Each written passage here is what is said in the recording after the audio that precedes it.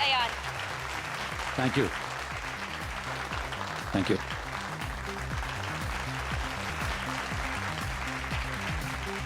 Thank you so much. इस car को बनाने का हमारी कंपनी का सपना तो था ही, साथ ही न्यू जनरेशन को हम लोग एक ऐसी कार देना चाहते थे जिसमें बैठ के वो लोग कूल और फैंसी फील करें, जैसी feel American and German brands की कार में होती है।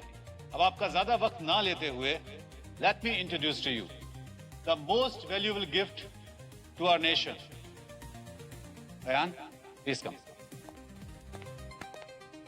Vicky, can I have the remote, please? Yeah. There you go. Future is all yours.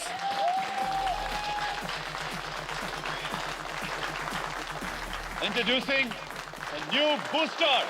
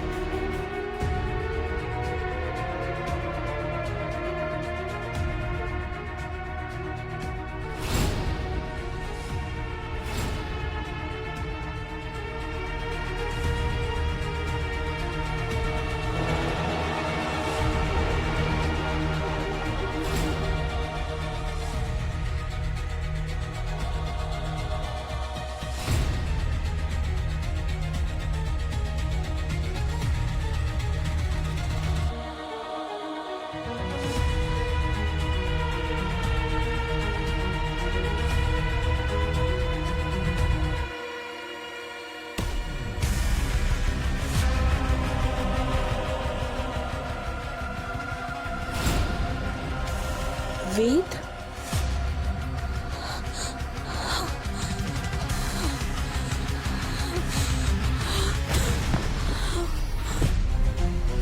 Devika, कौन?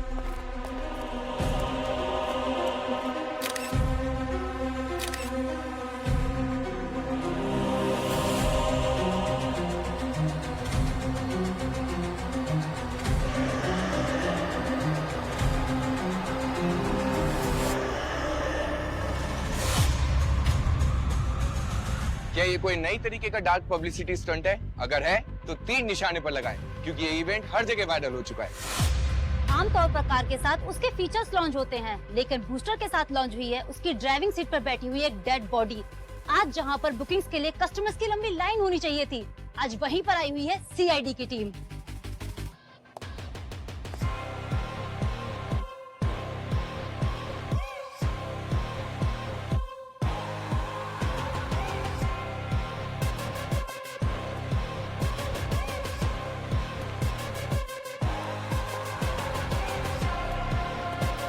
सर, देविका को होश आ गया है।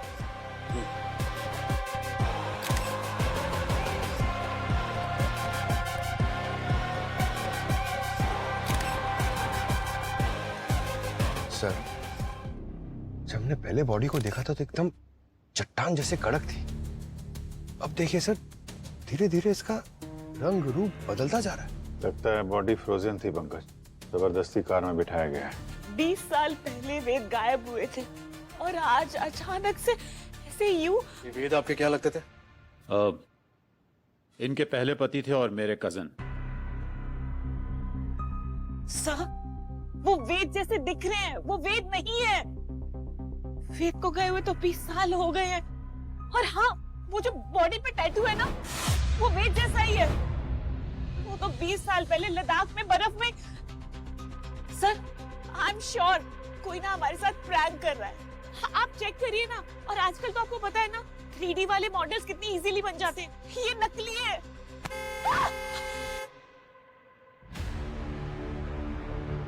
सर, बॉडी काफी तेजी से डिकम्पोज हो रही है। इसके पहले कि हमारे यहाँ सिर्फ हड्डियां ही बचे, बॉडी को फटाफट फॉरेंसिक लैब भेजने का इंतजाम करो।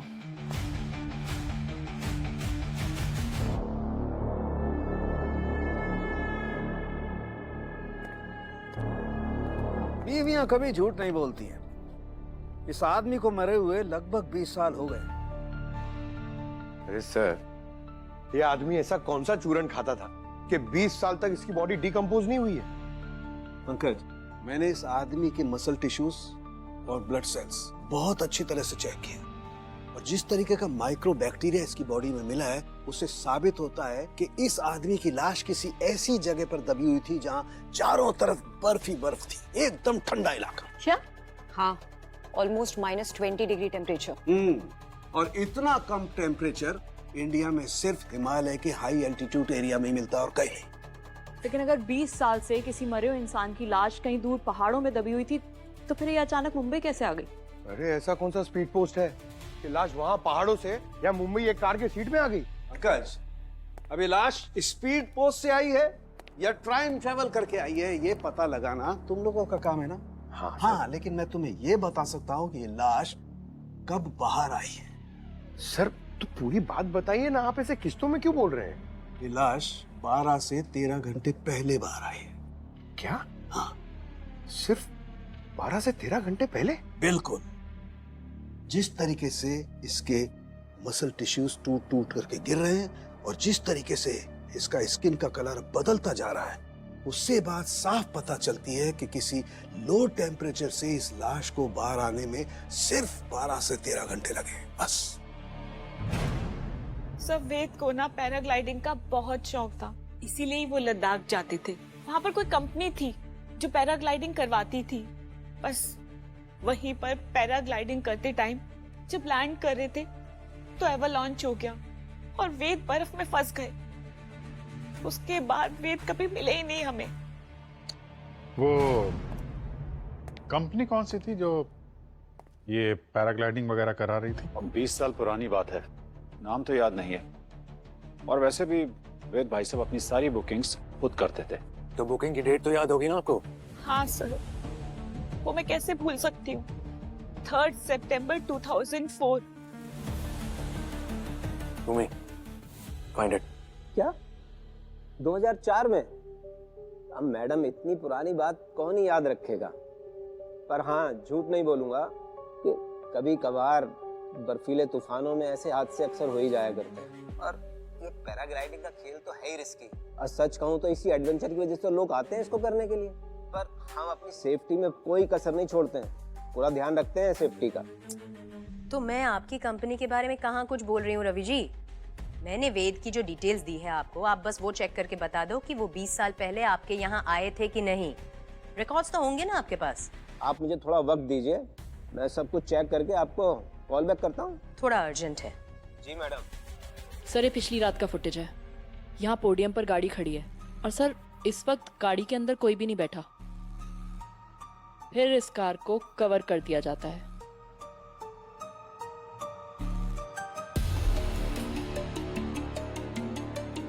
और फिर आज सुबह यहाँ जब इस कार को अनकवर किया जाता है, सर देखिए, वेद की लाश ड्राइवर सीट पर बैठी मिली है।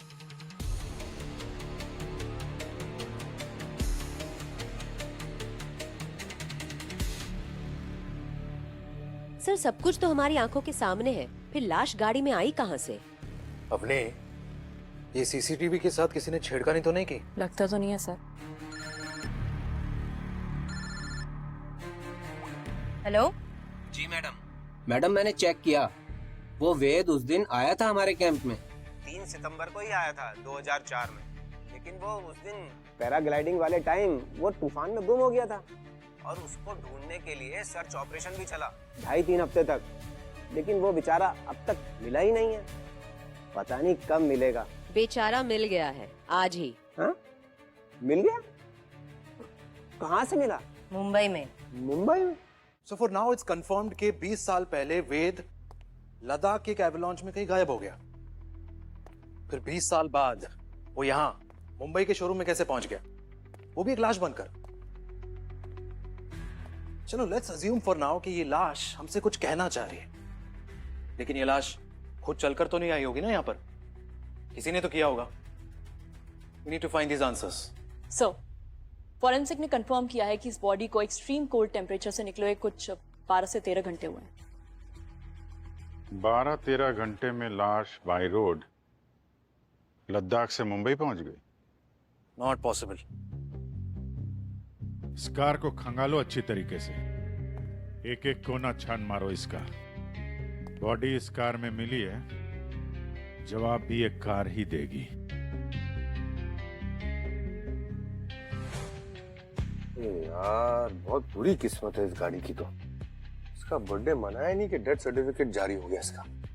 सच में सर, इस कार को तो अब कोई भी नहीं लेगा। ये बहुत हैवी डिस्काउंट पे मिलेगी। ये केस सॉल्व हो जाने दो, फिर शोरूम से आके बात करता हूँ। सर,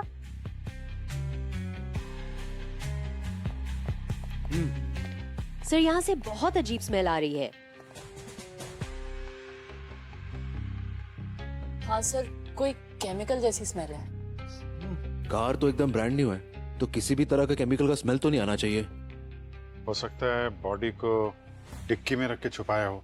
बर्फ से निकालने के बाद बॉडी को सड़ने से बचाना तो चाहिए ना, तो केमिकल लगा के यहाँ रख दिया होगा। और जिसने डेड बॉडी को यहाँ लाया होगा वो इसी में छुपा होगा। अरे बिल्कुल हो सकता है सर, ये देखिए ना, कम से कम 2 आदमी के लेटने की जगह है।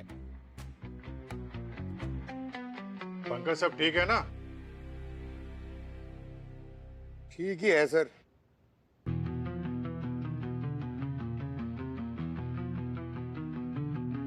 अब जरा इस डमी को वहां ड्राइविंग सीट तक लेकर जाओ।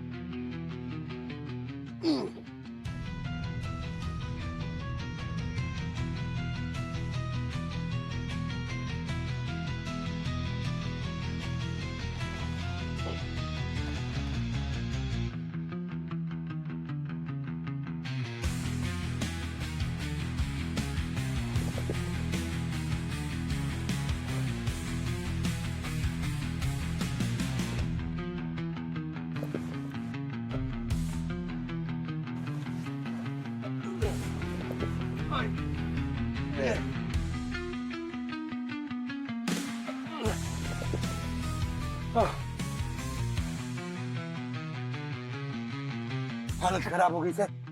ये तो कोई तगड़ा आदमी कर सकता है सर, मेरी तरह। अगर इतना मुश्किल काम था तो जरूर सर ये किसी आदमी का है। भूमि, जरा तुम भी अपने हाथ आजमाओ। हो जाएगा सर।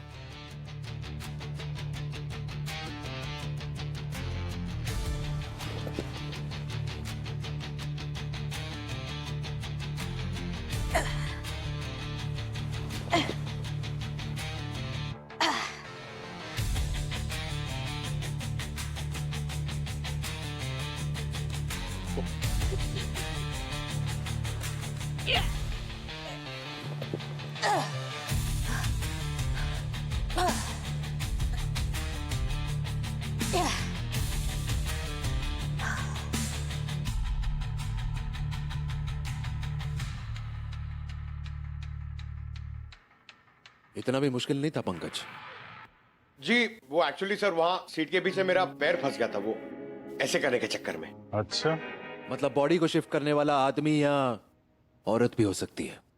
और वो जो कोई भी है उसको यहाँ के सीसीटीवी कैमरे की पोजीशन के बारे में पता है, इसलिए बगैर कैमरे में आए इस काम को अंजाम दे दिया। तो मतलब कोई घर का ही मेंबर होगा। ठीक है, तो फिर उनकी शोक सभा में शामिल होके आते हैं हम लोग। ये कह रहे हैं कि वेद की शोक सभा रखो। भला एक ही आदमी की मौत का मातम मैं बार बार कैसे बना सकती हूँ? बहुत मुश्किल से ट्रॉमा को भूलकर बाहर आई थी और फिर वही सब करूं। और अयान कहाँ था तब? जब वेद लापता हुए तो आयान मेरे पेट में था। मैंने उसे कैसे पैदा किया है, कैसे पाला है ना, ये मैं ही जानती हूँ। और वही बच्चा मुझे गालियां दे रहा है। गाली नहीं दे रहा मैं, पर हाँ गुस्सा हूं, बहुत गुस्सा हूं। और क्यों ना हूं गुस्सा, जिनके पीछे अपनी पूरी लाइफ डैडी डैडी करके घूमता रहा, आज पता चल रहा है कि वो मेरे डैडी है ही नहीं। अरे बच्चा नहीं हूं मैं, पहले क्यों नहीं बताया कि मेरे डैडी कोई और थे? कैसे बताता उसे? आजकल के बच्चे एक दिन में तो डिप्रेशन में चले जाते हैं, और फिर देविका को भी संभालना था। सुसाइड करने की बात कर रही थी वो। वेद भाई साहब को तो मैं पहले ही खो चुका था। मैं नहीं चाहता था कि उनकी फैमिली को कुछ भी हो, और इसीलिए मैंने देविका से शादी की और अयान को अपना नाम दिया। क्या जरूरत थी अभिषेक को ये सब करने की, पर उसने ये सब किया। वरना वेद की बहन नैना हमें सड़क पर लाने का पूरा इंतजाम कर चुकी थी। नैना? क्या था नैना ने? पापा का पूरा बिजनेस मैंने संभाला था। उस वेद को तो दुनिया घूमने से फुर्सत नहीं थी। जब सारी मेहनत मेरी थी तो क्या हुआ, कंपनी से मैंने अपना स्टेक बढ़ाने की डिमांड कर ली। लोग इसे लालच बोलते हैं, लेकिन मैं इसे अपना हक बोलती हूँ। जिसे आप अपना हक कह रही हैं, देविका की नजरों में वो हड़पना है। इसे कैसे बोल सकती है वो? शर्म नहीं आई उसे ये कहते हुए? जिस शोरूम में खड़े रह के उसने वो कार लॉन्च की थी, वो शोरूम मेरे पैसे से चलता है। ऑटोमोबाइल कंपनी मेरी है। महीने महीने पैसे भेजती हूँ मैं उसे और उसके बेटे की परवरिश के लिए। वो तो कह रही थी कि अभिषेक उन सबको संभालता है। अभिषेक संभालता है? क्या संभाला उसने? वो मेरे चाचा का लड़का है। उधर वेद मिसिंग हुआ और इधर इसने उसकी ही बीवी से शादी कर ली, हमारी प्रॉपर्टी पे मौज करने के लिए। चाहती तो मैं उसी वक्त उसकी पोल खोल सकती थी। क्या मतलब? पोल खोल देती? फिर मैं आप लोग को दिखाती हूँ।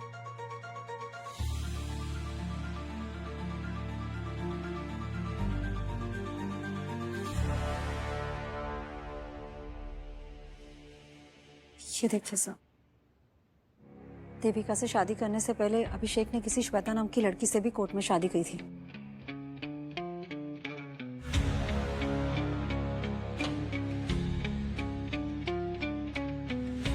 शादी के बाद एक और शादी। तो पता लगाओ ये श्वेता जी हैं कौन और कहाँ हैं।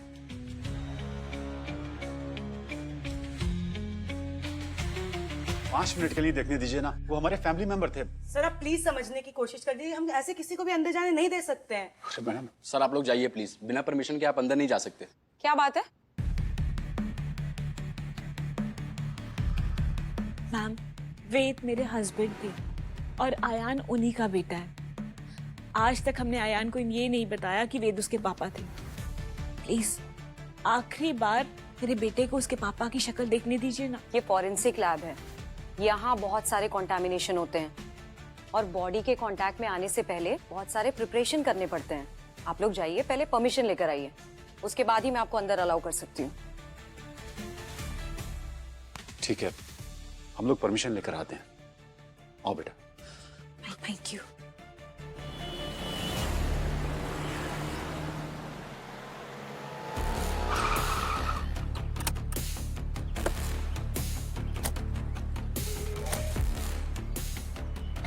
सिक्योरिटी। हाँ जी कहिए। ये जो सामने वाली बिल्डिंग रेनोवेशन पे गई है, सुना है कि उसके काफी सारे ओनर्स इस बिल्डिंग में शिफ्ट हुए हैं। हाँ, वहाँ से तो काफी सारे लोग यहाँ रह रहे हैं। तो उनमें से कोई श्वेता नाम की औरत भी रह रही है क्या? अब मैडम इतना बड़ा सोसाइटी है, इसमें तो 2500 श्वेता रहती होगी। वो तो ठीक है, लेकिन अच्छा जरा याद करके बताओ कि 40 साल के आसपास की कोई लेडी है क्या? हाँ, एक तो तीसरे मंजिले पे है जो श्वेता नाम की एक 40 लगभग है वो।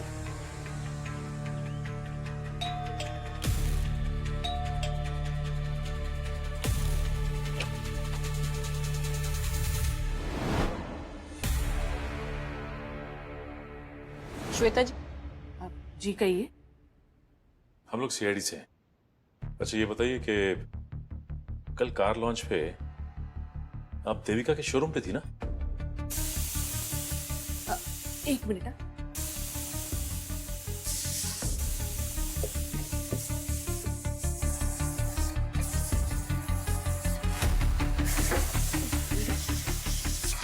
लगता है दाल गल गई। आपने हमारी बात का जवाब नहीं दिया। हाँ मैं गई थी, मेरा बेटा वहां फ्लोर मैनेजर है। और आपके हस्बैंड कहाँ है? ये आप सब मुझसे क्यों पूछ रहे हो? सवाल तो बनता है ना, जब एक ही आदमी ने दो दो शादियां की हों।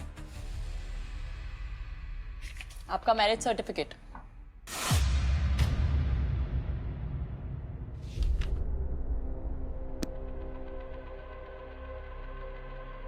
हाँ, अभिषेक ने कोर्ट मैरिज की थी मुझसे, और विकी हम दोनों का ही बेटा है।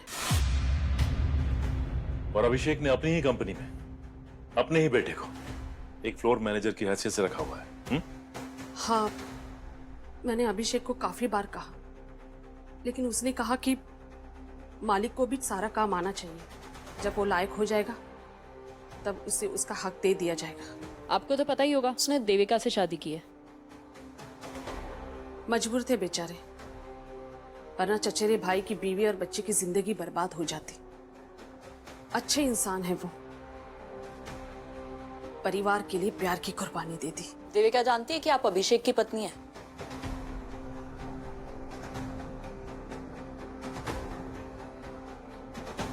अच्छा ये विकी अभी कहाँ है? मुझे नहीं पता, कल से वो घर नहीं आया।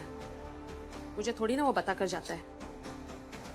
एनीवे, फिलहाल हम चलते हैं।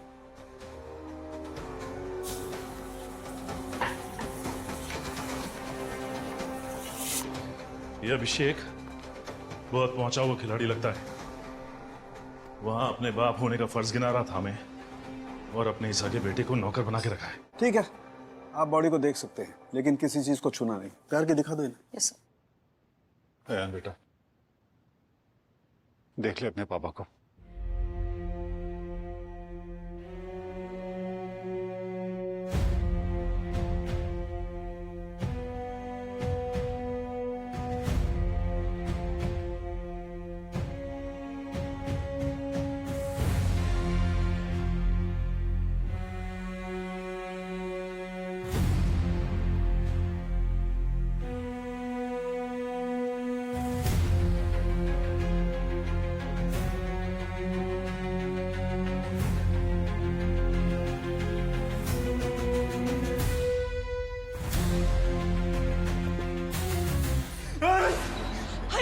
अयान बेटा, संभाल मैं आपको। हाथ हाथ कहाँ है? सर क्या हुआ? सर बॉडी के हाथ नहीं है। क्या मजाक कर रही हो? बॉडी के हाथ? माय गॉड,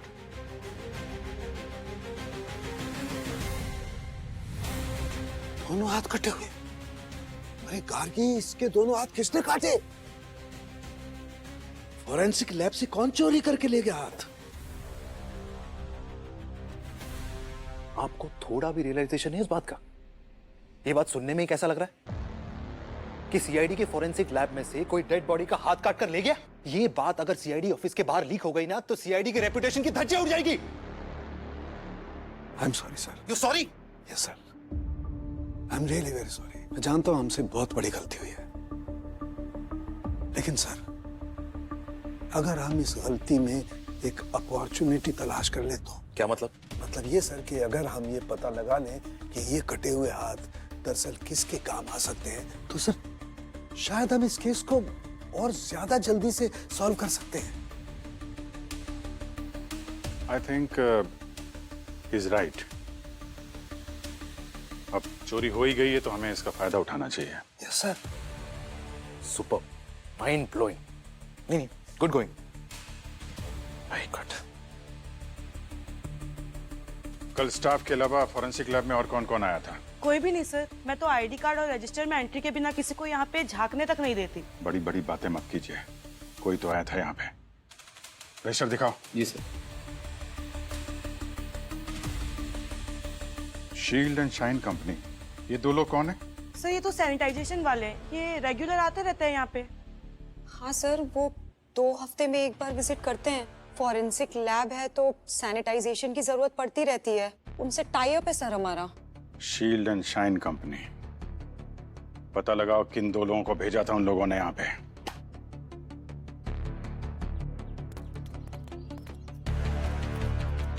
सर मैं सिस्टम में चेक करके बता रहा हूँ। कल हमारे लड़के जाने वाले थे लेकिन नहीं गए। शेड्यूल में था कल विजिट का, लेकिन वो और किसी साइड पे फंस गए। लेकिन ये कंफर्म है हमारे लड़के नहीं गए, ये कंफर्म है सर। ठीक है, ये शेड्यूल तो आता जाता कोई भी देख सकता है। कल या पूरे दिन कौन कौन आया था? सर जो भी आए थे सबका डिटेल है इसमें। ये अभिषेक, देविका, अयान, ये तीनों क्या कर रहे हैं आज यहाँ? सर डेड बॉडी देखने आए थे। अयान को आखिरी बार अपने डैड से मिलना था। सर वो लोग तो कल भी आए थे और बिना परमिशन के मैंने उन्हें जाने नहीं दिया सर। कल भी आए थे वो लोग यहाँ पे? जी सर। और यहीं खड़े थे जहाँ पे हम लोग खड़े? Yes sir.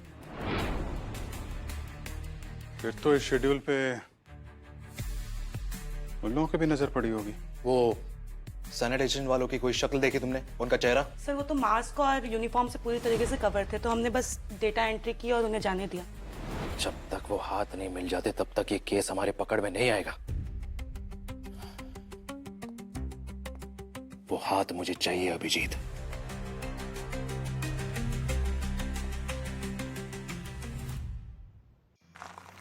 हाँ सर ये तो है, लेकिन ये 3 से 5 का समय ना बड़ा अजीब सा होता है। हाँ, हम लोग सोते हैं, क्रिमिनल जग जाते हैं। ये तो है।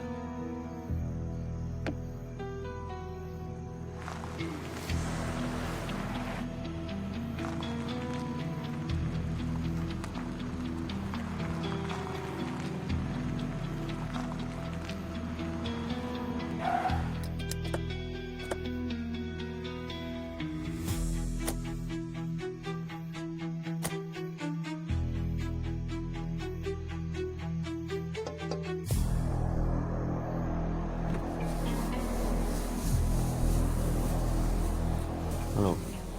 Need any help? Oh, CID. आप राजन औलख।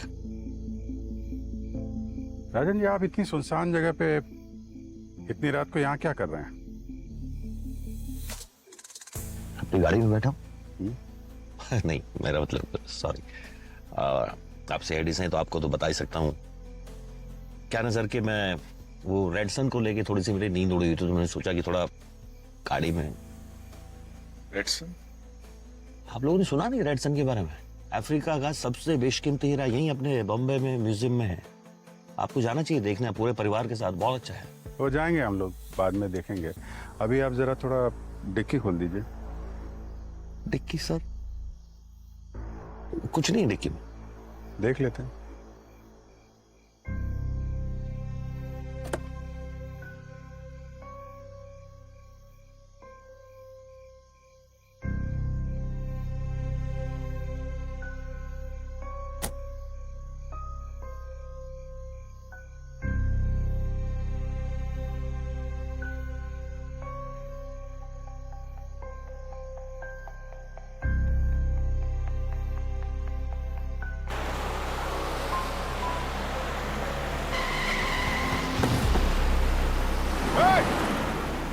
रुक।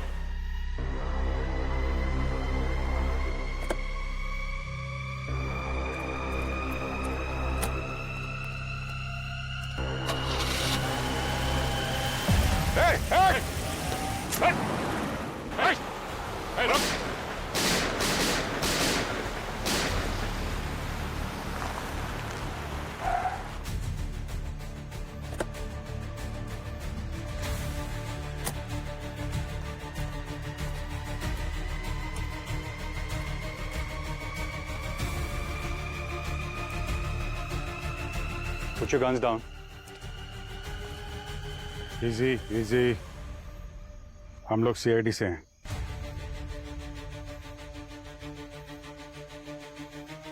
गोली आप लोगों ने चलाई थी? जी हाँ, गोली हम ही ने चलाई।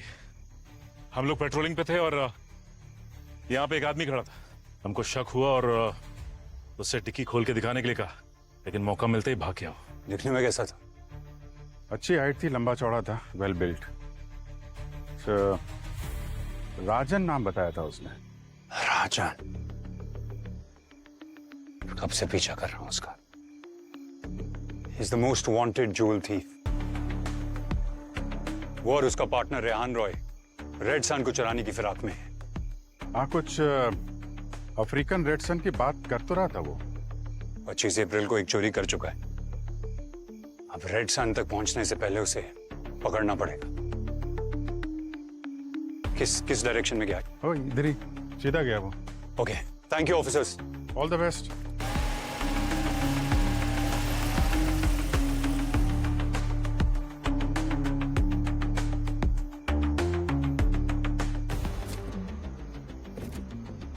ओह माय गॉड, हाथ?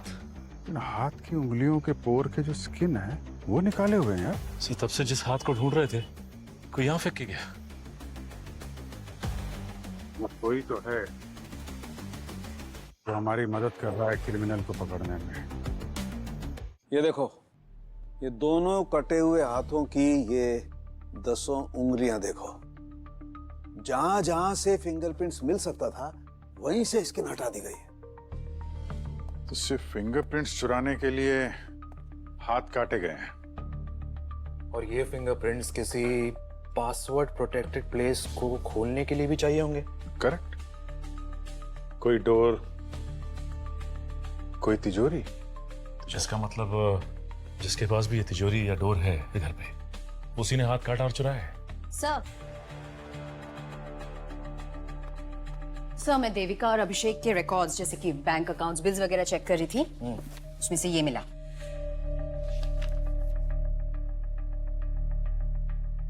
व्हाट? 1.5 लाख बिजली का बिल? मैंने हिस्ट्री चेक की। पिछले कई सालों से इनके इलेक्ट्रिसिटी बिल्स इसी अमाउंट के आसपास के हैं। हर महीने लाख रुपए से ज्यादा का बिल है। ये देविका, अभिषेक, ये क्या घर में एक फैक्ट्री चला रहे क्या? हर महीने लाखों का बिल, वो भी बिजली का। चल क्या रहा है? इतना एसी क्यों चला रहे हैं ये लोग? मतलब घर में शिमला बनाना है क्या? एक मिनट। क्या बोला तुमने? सर, मैंने तो बोला बस कि घर में शिमला बनाना है क्या? शिमला? लद्दाख भी तो बना सकते हैं। पंकज, तुम लद्दाख के लिए निकलो तुरंत। जिस कैंपिंग कंपनी के लिए वेद ने पैराग्लाइडिंग की थी उसकी सारी डिटेल्स निकालो। सारे प्रूफ चाहिए मुझे। Okay, come on. अभिजीत, कल रेड मारने की तैयारी कीजिए। अच्छा। अभी एक कटे हुए हाथ ही हमें उनके गले तक पहुंचाएंगे।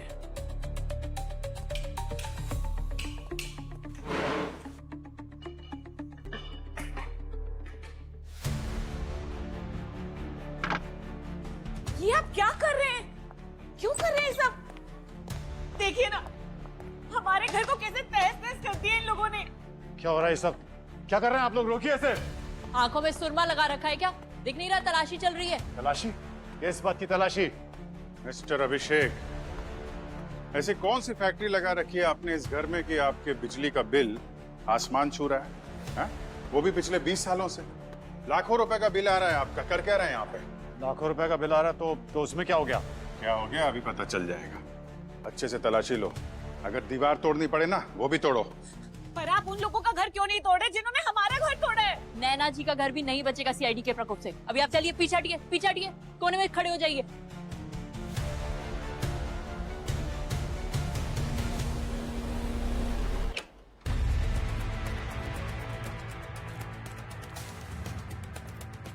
ये रहा सर्च वारंट नैना जी, ध्यान से पढ़िए इसे। फिर बाद में मत कहिएगा कि सीआईडी ने मेरा घर उलट पुलट कर दिया। घर का कोना कोना छान मारो, कोई जगह छूटनी नहीं चाहिए। लेकिन आप लोग यहाँ क्या ढूंढने आए हैं? ये भी पता चल जाएगा आपको। सब्र रखिए।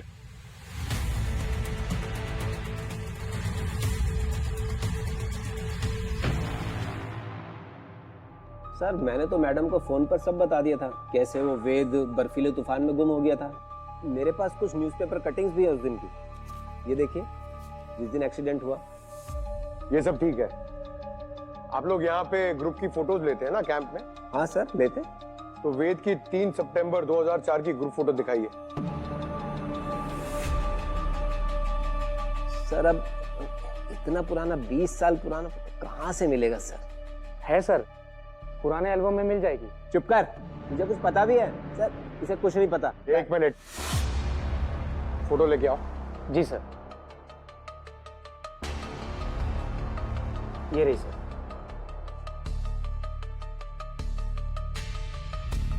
इसमें वेद कौन है बताओ? ये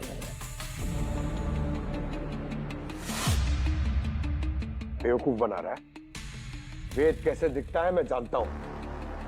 सही सही बता क्या चक्कर है, वरना तुझे यहीं पर ठोक दूंगा। नहीं सर, मैं सब सच बताता हूँ।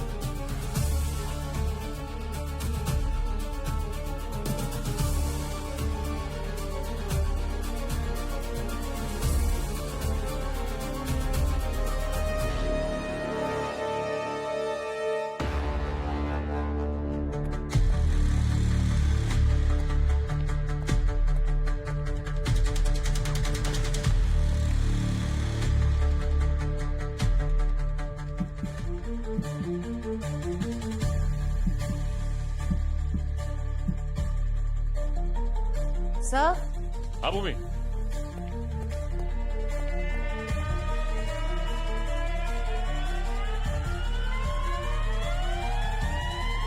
डेफिनेटली यहाँ कुछ है।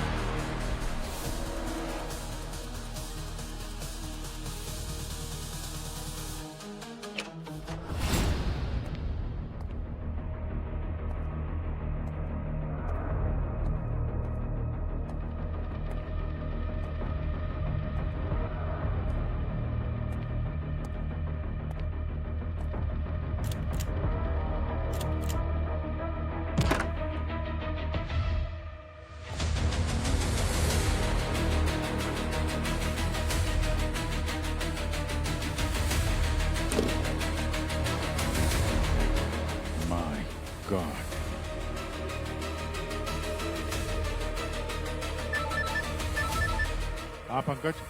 सर यहाँ वेद की सारी एंट्रीज फर्जी हैं। यहाँ पर वो कभी पैराग्लाइडिंग करने आया ही नहीं था। आता भी कैसे? 20 साल से तो ये यहाँ फ्रीजर में जो पड़ा हुआ है, देविका के बेसमेंट में।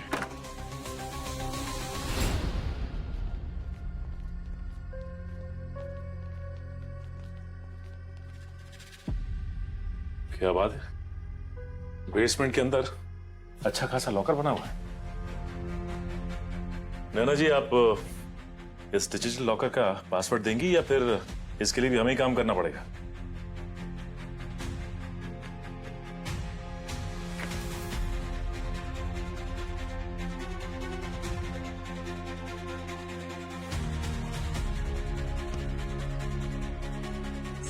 ये वही कटे हुए हाथ के फिंगर्स की स्किन।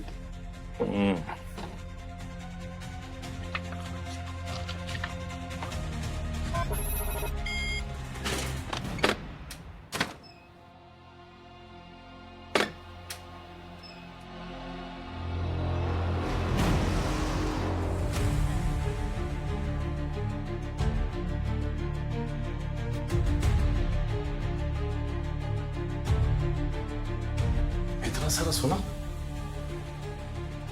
इतना सोना कहाँ से आया इनके पास? ये तो अब नैना जी बताएंगी ब्यूरो चलकर। वैसे भी इनकी फैमिली का गेट टुगेदर जो रखा है वहां पे। लेकिन इतना सारा सोना आया कहाँ से आपके पास? पापा अपनी सारी ब्लैक मनी को गोल्ड में कन्वर्ट करके वेद के नाम छोड़ गए थे। वेद के गायब होने के बाद मैंने बहुत कोशिश करी और डिजिटल सेफ को खोलने की, लेकिन वो सिर्फ वेद के फिंगरप्रिंट से ही खुल सकती थी। और जब उस दिन वेद की लाश को शोरूम में देखा तो मुझे मौका नजर आया। हाथ काटने किसको भेजा था? सैनिटाइजर कंपनी के वर्कर को। ऐसे कैसे?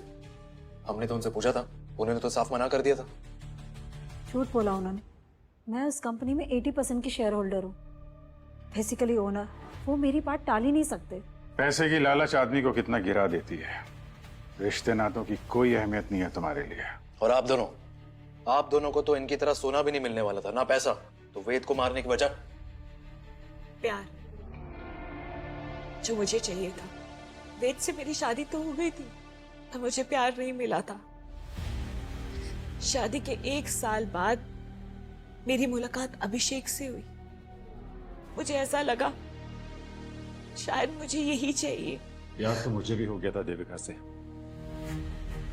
लेकिन एक बात की सिक्योरिटी थी कि अगर मैं देविका से शादी कर लेता हूं तो जो भी दौलत इसे मिलने वाली है मैं भी उसका मालिक बन जाऊंगा। लेकिन तभी वेद भाई साहब को हमारे प्यार के बारे में पता लग गया और इसीलिए उन्हें रास्ते से हटाना बहुत जरूरी हो गया था।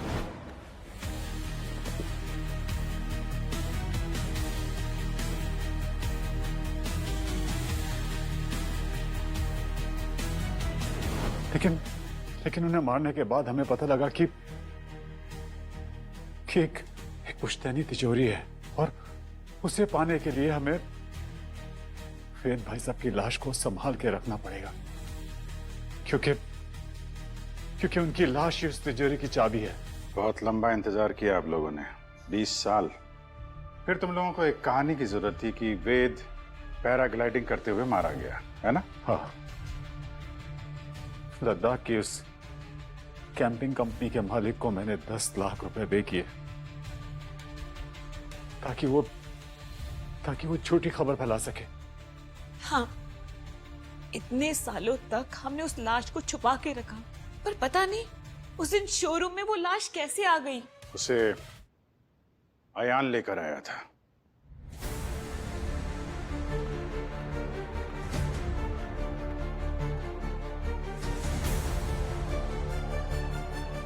हाँ, मैंने निकाली थी पापा की लाश वहां से।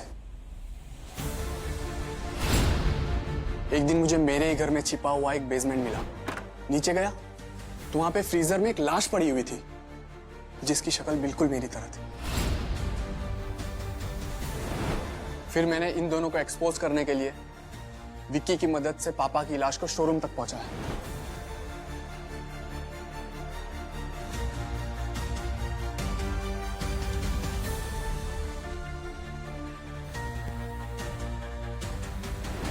तुमने जो किया वो ठीक किया यान, लेकिन तरीका गलत था। तुम्हें सीधे पुलिस के पास जाना चाहिए था। जिसने मेरे पापा को मार दिया वो मुझे क्या छोड़ते? अपनी पावर का गलत इस्तेमाल करके मुझे भी मरवा देते ये लोग। और मुझे पता था अगर सीआईडी इस केस में इन्वॉल्व हो गई तो ये दोनों बिल्कुल नहीं बच पाएंगे।